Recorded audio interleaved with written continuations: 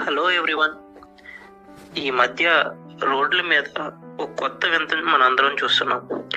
ఇద్దరు వ్యక్తులు రెండు బళ్ళు వేసుకుని రోడ్డుకి అడ్డంగా వెళ్తూ ఏదో పార్క్లో వాకింగ్ చేస్తున్నట్లు కబుర్లు చెప్పుకుంటున్నారు. వెనుక కార్లు, బైక్లు హార్న్ కొడుతున్నా వినిపించుకోరు. ఆ కబుర్లలో ఎంత మునిగిపోతారంటే వెనుక వాహనాలు హారన్ కొట్టి మొత్తుకుంటున్నా అస్సలు పట్టించుకోరు.